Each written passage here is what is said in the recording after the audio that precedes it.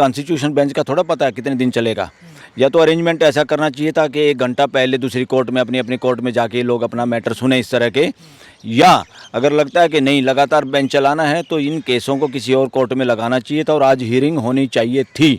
Sir 5 अक्टूबर को जो सुनवाई हुई थी उसमें आपने साफ तौर पर देखा कि सुप्रीम कोर्ट ने ईडी से सवाल किए कि आपके पास गवाह है, आपके पास कोई सबूत नहीं है। अगर 228 दिन बाद जो है ईडी सबूत पेश नहीं कर पाती है और यहाँ पर मनीष सिसोदिया जो है गलत साबित नहीं होते तो 228 दिन का हिसाब कौन करेगा? सर ये आपको क्या लगता है कि ईडी दबाव में है या फिर ईडी कौन सा परचम यहाँ पर लहराने की? ये कोई अच्छा सा कानून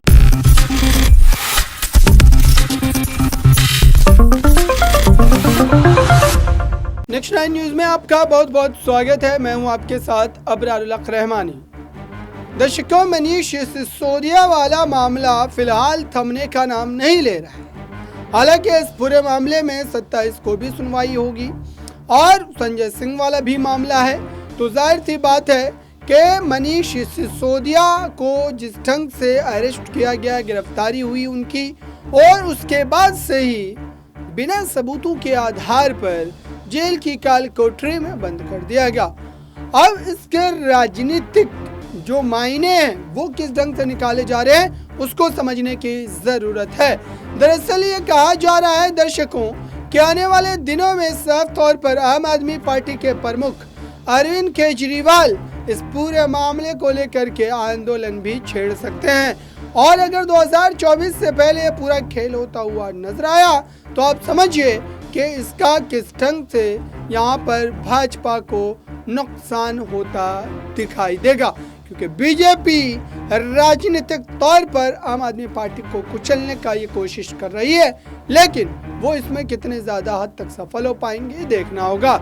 अब आपको मनीष सिसोदिया से जुड़े इस रिपोर्ट को सुनाते हैं। मनीष सिसोदिया की जमानत याचिका को लेकर सुप्रीम कोर्ट में देरी क्यों? 5 अक्टूबर के बाद 12 अक्टूबर का समय दिया गया था।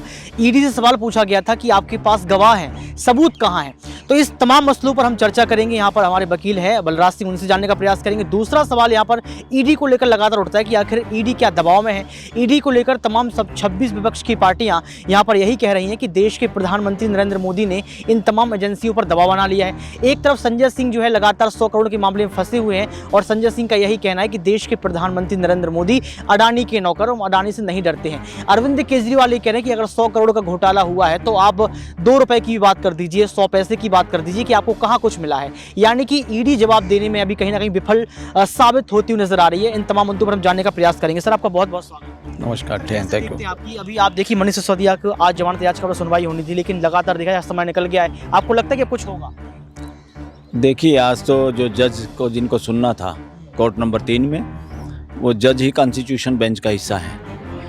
और ऐसे मौक़ों पे सुप्रीम कोर्ट को ख़ास तौर पे ये एग्जाम्पल सेट करना चाहिए पूरे देश के सामने, हाई कोर्ट्स के सामने भी और डिस्ट्रिक्ट जुडिशरी के सामने भी। वैसे तो चीफ जस्टिस चंद्रचूड़ कई बार कह चुके हैं और अक्सर इस बात को रखते हैं कि लोगों के फंडामेंटल राइट टू लाइफ बहुत इंपॉर्टेंट है। सबऑर्डिनेट कोर्ट, वो कहते हैं सबऑर्डिनेट भी मत कहो। डिस्ट्रिक्ट जुडिशरी को लोगों को जमानत देने में बिल्कुल भयभीत नहीं होना चाहिए, डरना नहीं चाहिए और लोगों को समय पे और तीव्र गति से जमानत देनी चाहिए।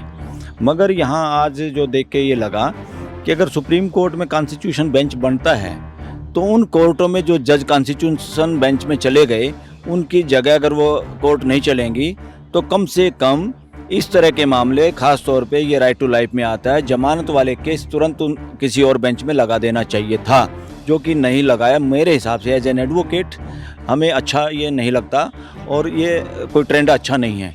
इसमें सुप्रीम कोर्ट को ध्यान रखने की ज़रूरत है। कोई भी केस जमानत का खास तौर पे, क्योंकि कॉन्स्टिट्यूशन बेंच का थोड़ा पता है कितने दिन चलेगा। या तो अरेंजमेंट ऐसा करना चाहिए था कि 1 घंटा पहले दूसरी कोर्ट में अपनी कोर्ट में जाके लोग अपना मैटर सुने इस तरह के। या अगर लगता है कि नहीं लगातार बेंच चलाना है तो इन केसों को किसी और कोर्ट में लगाना चाहिए था और आज हियरिंग होनी चाहिए थी।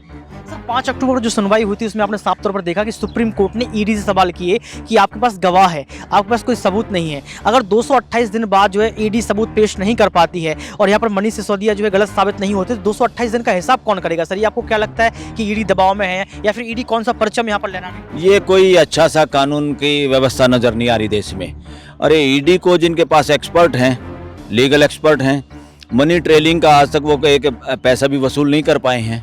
अब कहते हैं जी पार्टी ने पैसा यूज कर लिया। अरे किसने किया, कैसे किया, अब तक इतने 228 दिन में ये देश ये पता नहीं लगा सकता। या तो कहानी झूठी है या हमारी ईडी अक्षम है। इसके दोनों ही मामले में कोई आदमी एक्यूज को भुगते, उसको कम से कम जमानत मिलनी चाहिए। अरे ये सारे मामले तुम ट्रायल कोर्ट में रख सकते हो, बाद में भी तुम्हें कोई सबूत मिल जाए ट्रायल कोर्ट में रखो। ट्रायल कोर्ट का काम है सज़ा देना। कोई आदमी सज़ा के काबिल है भी नहीं, वो वाकई अभियुक्त है कि नहीं है, खाली अभियुक्त बना के कि वो दोषी है कि नहीं, वो तो कोर्ट का काम है। हाई कोर्ट और सुप्रीम कोर्ट को कभी भी इतना डीपली जाने की जरूरत नहीं है। जिस तरह से ईडी के कहने पे बार बार समय दिया जा रहा है, ये हमारे हिसाब से बिल्कुल गलत है। ईडी पर दबाव हो सकता है क्योंकि विपक्ष की पार्टी जो अलायंस हुआ है उनका यही कहना है कि विपक्ष को खत्म करने का काम किया जा रहा है। अरविंद केजरीवाल लगातार कह रहे हैं कि आम आदमी पार्टी को चलने का प्रयास किया जा रहा है। इसको आप कैसे देखें? ये बिल्कुल बात सही है, मगर इसमें आम आदमी पार्टी हो चाहे कांग्रेस हो, जिन जिन की सरकार आती हो, इस तरह की बेवकूफ़ियाँ तो ये सारे लोग करते हैं और अभी भी हो रही है और वो स्पष्ट नज़र आ रहा है। मैं कहूँ या ना कहूँ, वकील कहें या ना कहें, जनता को बेशक यहाँ कोर्ट की प्रोसीडिंग का नहीं पता, मगर जनता के पास दिमाग तो है, वो अनुभव तो करते हैं। उनका अनुभव जो कर रहे हैं कि गलत हो रहा है, ये ऐसा नहीं होना चाहिए। जमानत देने में बार बार तारीख और फिर कॉन्स्टिट्यूशन बेंच गठित हो गया तो उसमें कम से कम जो केस उस बेंच के सामने लगे थे कोर्ट नंबर 3 में, वो इमीडिएटली किसी और बेंच के सामने लगाने चाहिए थे जो आज कोर्ट बैठी थी। राइट टू लाइफ को इतना इजी कैसे ले सकते हैं? फंडामेंटल राइट को अब आप करप्शन पे ही कॉन्स्टिट्यूशन बेंच आपने बिठाया 7 जजों का। भाई पार्लियामेंट के अंदर ये जो लोग गलत काम करते हैं, रिश्वत लेते हैं, इनको इम्यूनिटी मिलनी चाहिए कि नहीं मिलनी चाहिए? इन पे इस तरह के मामले पूरी छूट दे दें क्या? पूरी छूट दे तो नंगा नाच हो जाएगा देश में कि पैसे ले लेके वोटिंग की इन लोगों ने इधर से उधर। जनता थोड़ी पसंद करती है। अरे जनता जो चाहती है वो है असली कानून। तो जनता चाहती है करप्शन चाहे बंदर हो चाहे बाहर हो, तुम कानून का लबादा नहीं ओढ़ सकते। हाँ, अच्छा काम करने के लिए, वो बोलने के लिए कोई पाबंदी नहीं है, मगर बुराई को भी तुम इम्यूनिटी समझो कि इम्यूनिटी मिल गई मेंबर पार्लियामेंट को, ये गलत है। ये तो कॉन्स्टिट्यूशन बेंच तो सही बिठाया है और इसमें मुझे उम्मीद है कि इनको ये इम्यूनिटी, गलत काम की इम्यूनिटी मांगना चाहते हैं या उसको उसी दायरे में रखना चाहते हैं। देश सरकार भी उसी पक्ष में है, इम्यूनिटी की बात करते हैं। आपने बयान सुना होगा, संजय सिंह ने साफ तौर पर कहा कि उनका एनकाउंटर हो सकता है। इस तरीके का उनका बयान आता है। आपसे मैं सवाल करना चाहूँगा कि इस तरीके का माहौल सर बन सकता है या फिर ये आम आदमी पार्टी का डर है? देखो, इसमें डर भी है और हो भी सकता है। और किसी एमपी का इस तरह से कहना, ये अपने आप में जो इतना बोल्डली जो आदमी बोलता है, जो एमपी इस तरह से बोल्डली बोलता है, पार्लियामेंट में बोला उसने, और जिसकी वजह से उनको निष्कासन में रहना पड़ रहा है, वो आदमी इतना बोल्डली बोलता है तो कम से कम इस तरह का बयान, कमज़ोर बयान नहीं देना चाहेगा।